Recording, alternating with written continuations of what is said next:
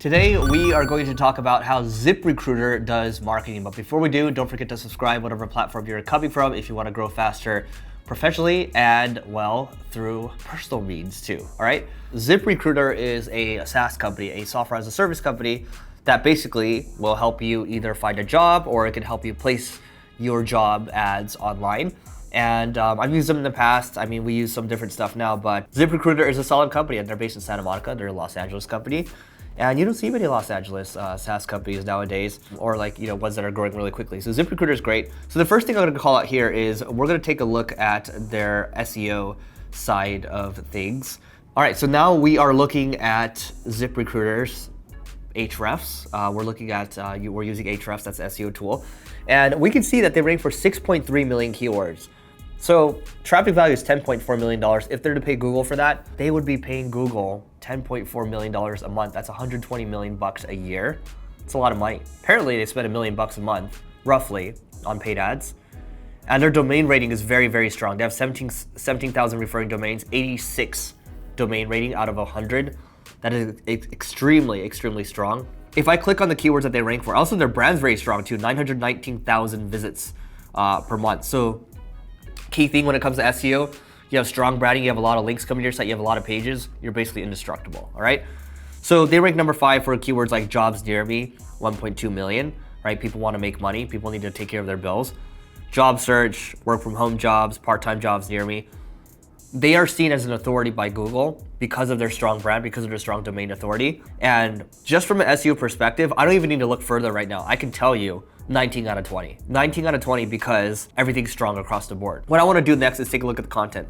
For them, I mean, their content is basically, a lot of it's user generated because if I'm looking to publish a job, I'm publishing content out there. And then basically all they need to do is categorize it and basically put them into nice organized kind of subfolders throughout the site. So if I publish like a digital marketer job, they can just put me into the marketing job section and then there's just more content being refreshed every single time.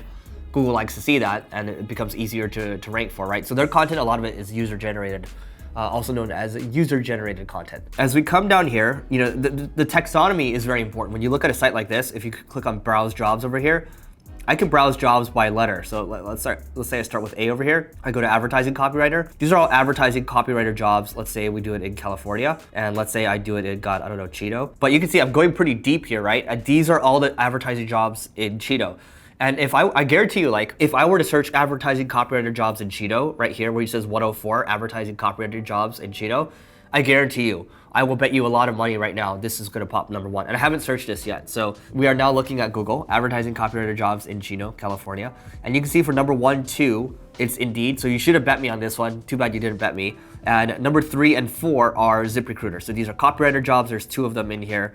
They're not ranking for that exact kind of keyword, but at least they have a 3 and 4 position, right? So, and it's not even for this page. So they're trying to localize a lot of the because a lot of people, when you're searching, you only want to work in your area. It's not like you want to work somewhere else, right? So it makes sense. They know their customer, they know how they behave, and they're creating user-generated content to kind of move around that, right? And it's not only that, looking at it down here, they actually do have a blog too. If we click on the blog, they spend time on that, the future of work report. That's great. Any employer wants to see the future of work type of thing, or employees too, right? And they have recent blog posts. So they spend money on that because it makes sense, because these types of people, they want to get better, they want to find a job, and they also want to know how to find amazing talent too. So it's kind of a two-sided attack that they have here, right? You can call it a marketplace if you want. So from a content perspective, I'm going to go ahead and give them an 18 out of 20. I think, maybe they could do better from a social perspective, but when it comes to SEO and content, they're pretty solid across the board. So 18 out of 20 on that one. And when it comes to general marketing, I think, again, we come down to this future of work report. That's general marketing. That's something where you're spending a lot of time, money and effort on it. General marketing too, they spend on podcast ads. I hear them on podcasts. They spend on TV ads too. I think I might have seen them in the billboard before too. So general marketing, they're pretty strong. So from a general marketing perspective, I'm gonna give them an 18 out of 20. And now if we look at how they're performing from a CRO perspective, earlier you saw that when I hit this page over here, there was a little email opt-in at the bottom. And there's also email opt-in at the top over here. So they know what they're doing. They know emails are very important to them. And as we come down here, let's say I wanted to post a job over here. That's kind of the call to action. because they want you to pay money, right? So post a job. How many employees do you have? Okay, post a job for free. Great, right? Who doesn't, like, that's frictionless. That takes away the onus on me as an owner. There's a little chat button over here too. That's great. How many employees do I have? I don't know, let's just say like, 21 to 50. Post jobs for free. Okay, I love this, right? They will collect your name, your email, and you'll create a password. And then at that point, they have your information, and then you'll get started, and then they can keep marketing to you over and over, right? Like, hey, you haven't posted a job. When's the last time you posted a job? Can you post a job again, right? So this is great. I mean, this page is very well optimized. Look at all these badges: AT&T, Marriott, Volkswagen. You can call them to. There's a lot of different things that you can do here from a CRO perspective. It's great, right? So I'm gonna give them an 18 out of 20 when it comes to CRO. Now, the final thing we wanna look at is what they're doing from a paid advertising perspective. So I'm gonna come back to Ahrefs over here, and we're gonna look at what they're spending money on, because it looks like they're spending about $1 million a month. So they are spending on jobs near me, okay? ZipRecruiter, they're defending their own name, hiring near me. So these are all keywords that they rank for, but I can tell you this, these keywords, damn well they convert for it because they've invested money from an SEO standpoint, and they're also paying for it too, which means those keywords perform really well. So they're only bidding on keywords that perform well for them, and they're defending their brand.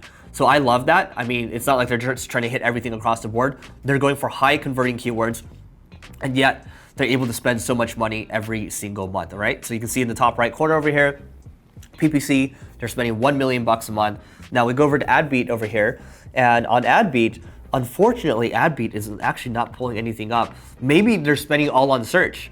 And so here's the thing, there's an opportunity there. If they're spending all on search, maybe they tried other channels, maybe they just don't work. I don't know. When I think about, okay, well, they're spending on podcast ads, you can't really track that. Billboards, you can't really track that. They're spending on TV too, it's not really gonna be picked up here. And they're spending on Google ads, right? But what's to say they can't spend on YouTube? What's to say they can't spend on display, even to retarget people too? So I think there's an opportunity that's being missed there. And I think overall, I mean, from a paid ad standpoint, they're doing pretty well. But because I don't see any reports being pulled up here on the AdBeat side of things, I'm gonna give them a 17 out of 20 because I think there's some opportunity being left on the table, all right? So the final score for them is 90 out of 100, all right? So let me know what you think about this. Do you agree, do you disagree? Do you think there's some things that they could actually be doing better from a marketing standpoint? Drop it in the comments below. If you're coming from YouTube, don't forget to check out the next video over there because it's gonna help you grow. And don't forget to rate, review, and subscribe because it helps us grow and it helps you grow, and we'll see you tomorrow.